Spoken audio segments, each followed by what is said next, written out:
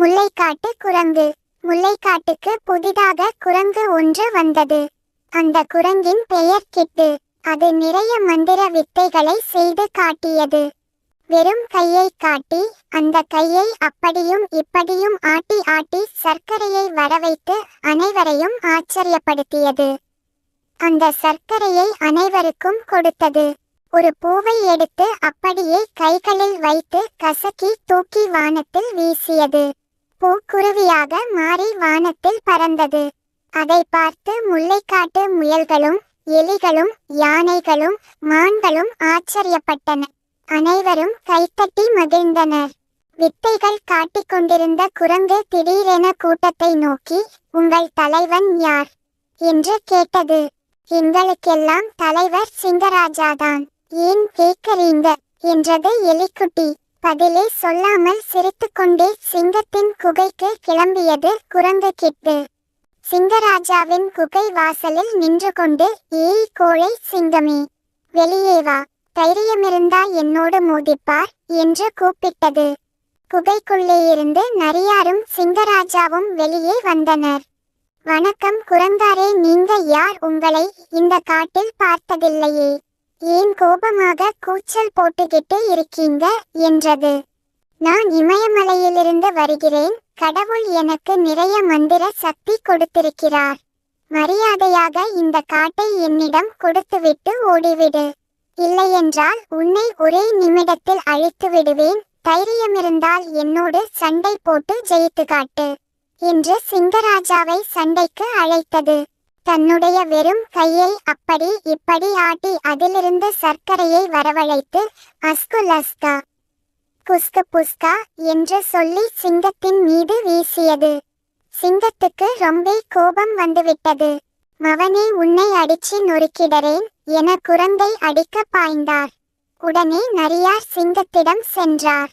"சிங்கராஜா, இவன் ஒரு டம்மி பீஷு. இவனை நான் பார்த்து கொள்கிறேன். நீங்க ரெஸ்ட் எடுங்க" என்றார் நரியார் நந்து. குரங்கிடம் போய் நரியார் பேசினார். "குரங்காரே, ரொம்ப பேசாதீங்க. நான் கூட மிகப்பெரிய மந்திரவாதிதான். என்னோடு உங்களால் போட்டி போட முடியுமா? நான் செய்யும் மாயாஜாலத்தை உங்களால் செய்ய முடியுமா?" என்றார். "அப்படி என்ன என்னாலேயே செய்ய முடியாத மந்திர வித்தை?" என்று திமிராக கேட்டது கிட்டு. "நாளைக்கு காலையில சூரியன் உதிக்கும்போது ஆற்றங்கரைக்கு வந்துடுங்க குரங்காரே. நம்ம போட்டிய அங்க வச்சிக்கலாம்" என்றார் நரியார். உடனே குரங்கு ஆவேசமாக, "ஏய் நரியே, நாளைக்கு போட்டில நீ தோத்துட்டா சிங்கராஜா இந்த காட்டை விட்டே போயிடணும். அதுக்கு பிறகு இந்த முல்லைக்காட்டுக்கு நான் தான் ராஜா. நான் வச்சதுதான் சட்டம். எல்லாரும் என் பேச்சைதான் கேட்கணும்" என்றது குரங்கு. "ஒருவேளை நீங்க தோத்துட்டா என்ன பண்றது குரங்காரே?" என்றார் நரியார். உடனே குரங்கு, "சிங்கராஜா காலில் விழுந்து மன்னிப்பு கேட்டுவிட்டு போய்விடுகிறேன்" என்றது. இரவெல்லாம் குரங்கு கிட்டுவுக்கு தூக்கமே வரவில்லை. அப்படி என்ன நமக்கு தெரியாத வித்தையாக இருக்கும் என்று யோசித்து கொண்டேயிருந்தது. அடுத்த நாள் ஆற்றங்கரையில் நரியார் நந்துவும் குரங்கு கிட்டுவும் சந்தித்தனர். முல்லைக்காட்டில் இருக்கிற அத்தனை பேரும் அங்கே கூடியிருந்தனர். சிங்கராஜாவும் ஆர்வத்தோடு வந்திருந்தார். இந்த நரியாருக்கு ஒரு மந்திரமும் தெரியாதே, எப்படி ஜெயிக்க போறார்னே புரியலையே என்று சிங்கராஜாவுக்கு மிகவும் பயமாக இருந்தது. நரியார் கிட்டுவை கூப்பிட்டு ஆற்றுக்கு நடுவில் இருந்த ஒரு கொடியை காட்டினார். "குரங்காரே, அதோ அங்கே ஆத்துக்கு நடுவுல ஒரு கொடி தெரியுதே, அதை ஆற்றின் மேல் நடந்து சென்று எடுத்துட்டு வராங்களோ அவங்கதான் வின்னர். கைகளில் தண்ணீர் படக்கூடாது" என்றார் நரியார். கிட்டுவுக்கு ஆற்றில் நடக்க தெரியாது. இருந்தாலும் யாராலும் தண்ணீரில் நடக்க முடியாதே என்கிற தைரியத்தில் ஒப்புக்கொண்டார். எப்படியும் நரியார் தண்ணீரில் விழுந்து விடுவார் என நினைத்தார். இருவரும் தயாராயினர். முதலில் நரியார் ஓடிப்போய் ஆற்றுக்குள் குதித்தார். எல்லோரும் ஆர்வமாக பார்த்து கொண்டிருந்தனர். நரியார் தண்ணீருக்குள் மூழ்கவில்லை. அப்படியே தண்ணீர் மேல் ஒற்றை காலில் நின்றார். எல்லோரும் சூப்பர் சூப்பர் என கைத்தட்டினர். அப்படியே பொறுமையாக ஆற்றில் நடந்த நரியார் ஆற்றின் மேலேயே நடனம் ஆடினார். குரங்கு கிட்டுவை பார்த்து சிரித்து கேலி செய்து சிரித்தார்.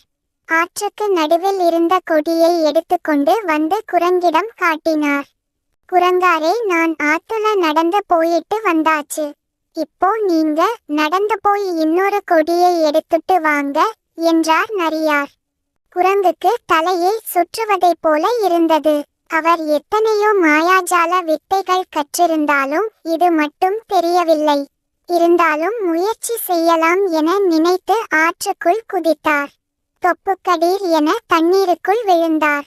நான் தோத்துட்டேன், என்னை மன்னிச்சிடுங்க இந்தாங்க மாணிக்கக்கல் என்று சிங்கராஜாவிடம் கொடுத்து மன்னிப்பு கேட்டுக்கொண்டார். குரங்காரே, எவ்வளவுதான் நமக்கு திறமையிருந்தாலும் ஆணவமாக இருக்க கூடாது, அது நம்மையே அழிச்சிடும் என்று அறிவுரை கூறினார் சிங்கராஜா. மந்திரவாதி குரங்கு காட்டை விட்டு ஓடியது. சிங்கராஜாவுக்கும் முல்லைக்காட்டு விலங்குகளுக்கும் ஒன்று மட்டும் புரியவே இல்லை. நரியார் நந்துவுக்கு எந்த மந்திரமும் தெரியாது பிறகு எப்படி நீரில் நடந்து காட்டினார்? எலிக்குட்டி போய் நரியாரிடம் கேட்டது. நரியாரே, எப்படி நீங்க தண்ணீல நடந்து போனீங்க என்றது. சிங்கராஜாவும் ஆமாம் நரியாரே, நீங்க எப்படி தண்ணீரில் நடந்து போனீங்க என்றார். சிங்கராஜா, அந்த குரங்குக்கு மந்திரமும் தெரியாது மாயமும் தெரியாது, அது ஒரு மோசடி பேர்வழி. விரலுக்கு நடுவில் சின்ன சின்ன சர்க்கரை கட்டிகளை வைத்துக்கொண்டு கையை அப்படியும் இப்படியும் ஆட்டி அந்த கட்டிகளை உடைத்து பொடியாக்கி ஏதோ வெறும் கையில் சர்க்கரையை வரவைத்த மாதிரி உங்கள் மேல் வீசியதை பார்த்தேன் என்று நரியார் சொல்ல, ஓஹோ என்று ஆச்சரியப்பட்டார் சிங்கராஜா. அப்போதே தெரிந்துவிட்டது அவன் ஒரு போலி மந்திரவாதி என்று. அதனால் அவனை ஏமாற்றி ஜெயிக்க நினைத்தேன். அதனால் குரங்கினை ஆற்றில் நடக்கிற போட்டிக்கு அழைத்தேன் என்றார் நரியார். அது சரிங்க நரியாரே, எப்படி தண்ணீரில் நடந்து சென்றீர்கள் என்றார் சிங்கராஜா. அதுவா, நேற்று இரவு ஆற்றில் இருக்கிற நம் ஆமையாரையும் அவருடைய நண்பர்களையும் சந்தித்து ஆற்றின் குறிப்பிட்ட சில இடங்களில் வெளியே தெரியாதபடி தண்ணீருக்குள் மிதக்கும்படி சொல்லியிருந்தேன். அதனால் ஆற்றின் மேல் அவர்களுடைய முதுகில் காலை வைத்து ஜாலியாக நடந்து சென்றேன். இந்த குரங்கு நடக்கும்போது ஆமையார் நகர்ந்து போய்விட்டிருந்தார், அவ்வளவுதான் என்று புன்னகை செய்தார். பலே நரியாரே, அசத்திட்டீங்க என்று சிங்கராஜா கைதட்டி வாழ்த்த, இதை கேட்டுக்கொண்டிருந்த முல்லைக்காட்டின் மற்ற விலங்குகளும் கைதட்டி மகிழ்ந்தன.